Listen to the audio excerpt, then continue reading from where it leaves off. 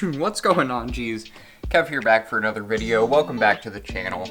It's kind of an unfortunate day.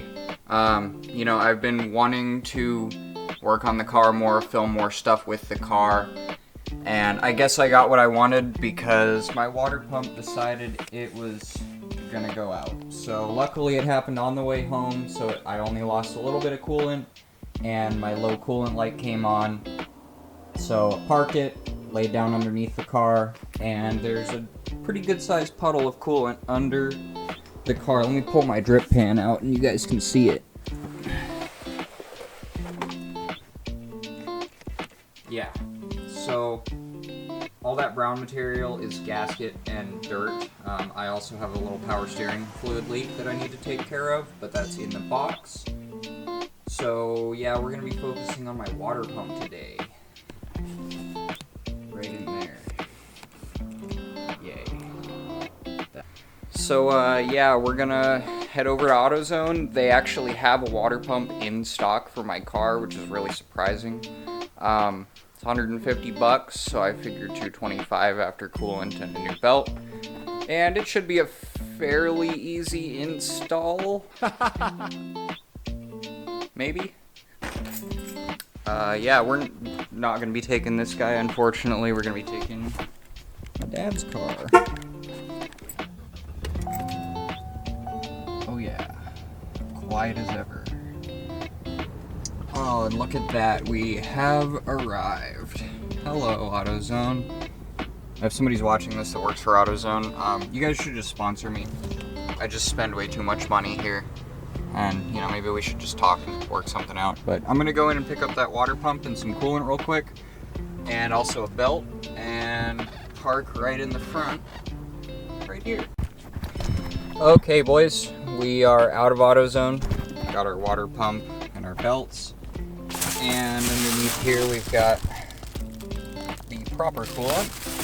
So I was pretty close. I said $225.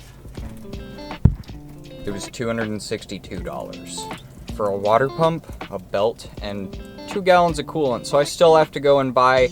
I bought undiluted concentrated coolant, so now I have to go over and buy some distilled water, do the 50-50 mix myself. So yeah, we're gonna run over to Winn-Dixie and get some distilled water, and then head back to the house and start cranking away on the Mercedes.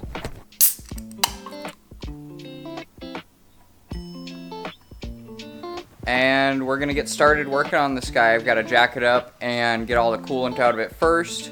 We're gonna disconnect all the hoses, make sure that my thermostat's okay, and then we'll keep going from there.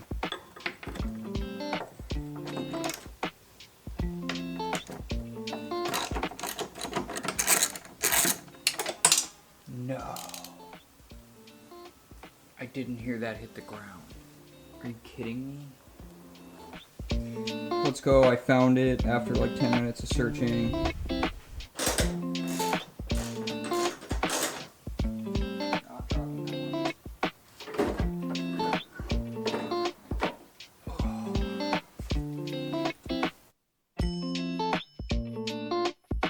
What I've got to do next, get this fan off and this shroud off, and supposedly I don't have to remove the radiators.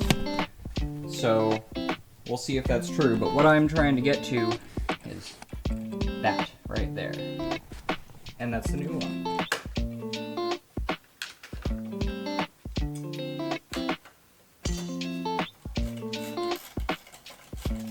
There's no pretty way to do this, I'm sorry.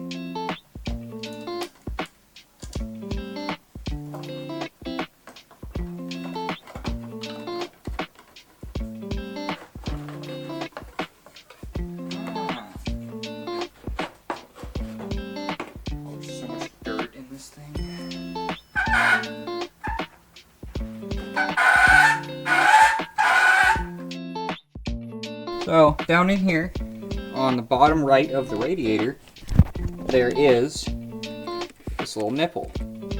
See my red hose connected to it right there? If autofocus is not going to work. Right there, right in the middle of your screen. So now that's a little nipple on the side of the radiator, and what I'm going to do is I'm going to open that up. There's a little screw next to it, and this little hose is going to go into these 4-gallon jugs. And I've got this guy here just in case, you know, some spillage or the hose comes off or something like that.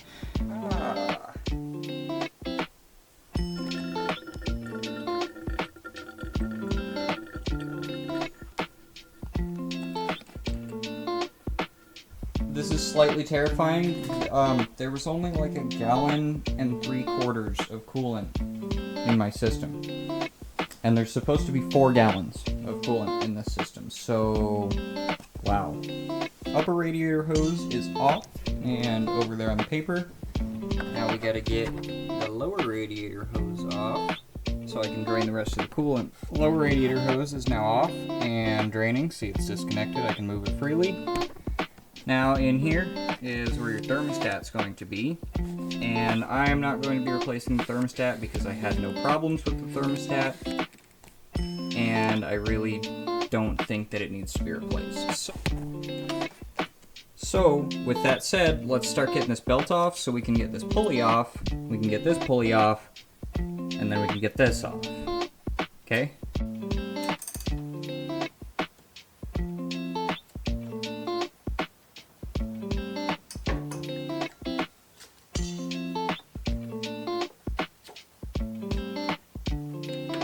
Yes, I did take a picture of this, so I know where this belt's supposed to go.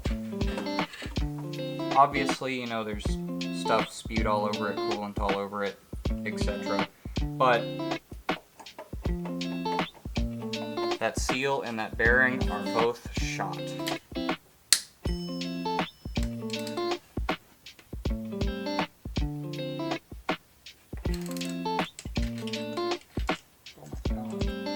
Okay, so the bearing in this guy is good. Very smooth. I don't feel any lumps. I don't hear anything. So it's just a little dirty, but just wanted to double check that, make sure that this tensioner is, the bearing inside of this tensioner is actually good, because if it's not, you should definitely replace it. It can cause some pretty major issues. So for these bolts that are a T50, they're massive, and that's a pretty hard size socket to come by. But an 11mm that's 12 point fits on it perfect, doesn't even move literally at all, there is no play. So just a little tip to remove that big bolt.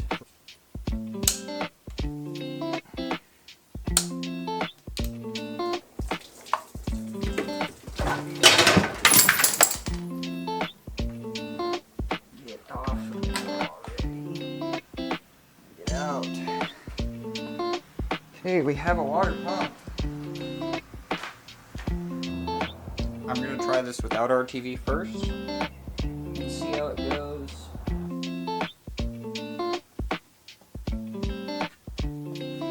Wow, no RTV. And the gasket's on. Okay, back for day 2. I had to go to Tractor Supply after calling 4 different places because they didn't sell a wrench that was big enough. I needed an 1 7/16", and all I had was 1 1/4". So Tractor Supply ended up having one for like 20 bucks. Picked it up just to be able to get the nut on that clutch off for the fan so I can put it on the new one. This is the only thing that's stopping me. So once I get that nut off, the whole process should go pretty smoothly from there. I wear a size 12 shoe for comparison of how big this freaking wrench is. Yeah. Let's go, baby. Woo! I got it off.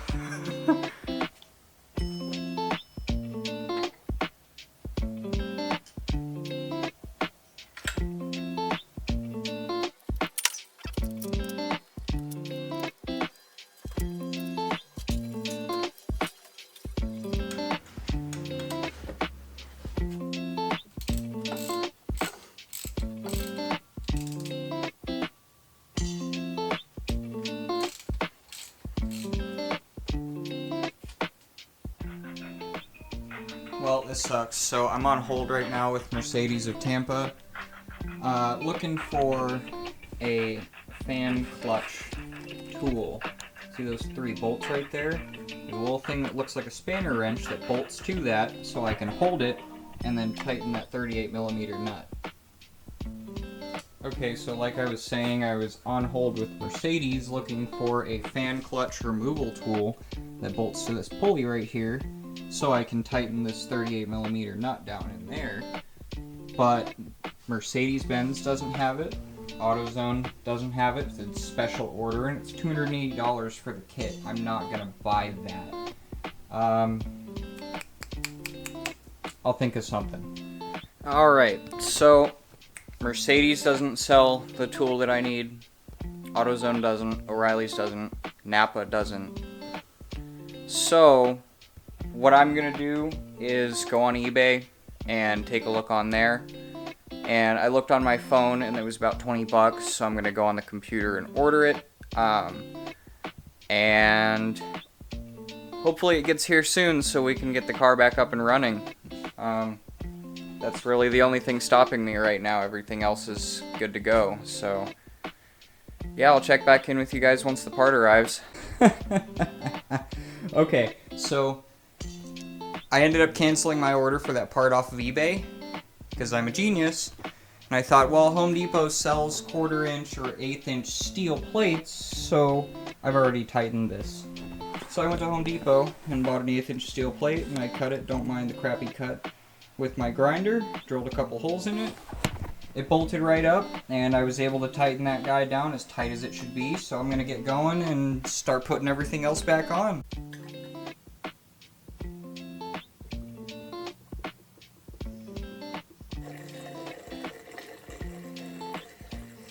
Okay boys, it's that time. Time to start her up. Let's see if she runs.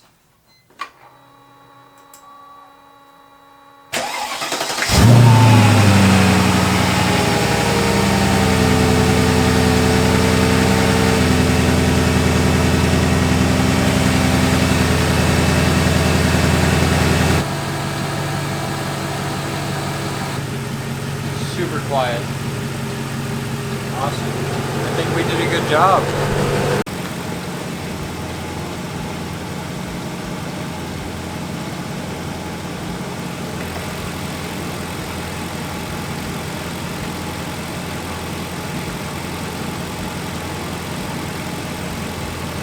Okay boys, well, it's been a couple of days since that last clip. Been driving the car around. I drove it down to Sarasota and back, which is a pretty good trip. That's about 60 miles round trip.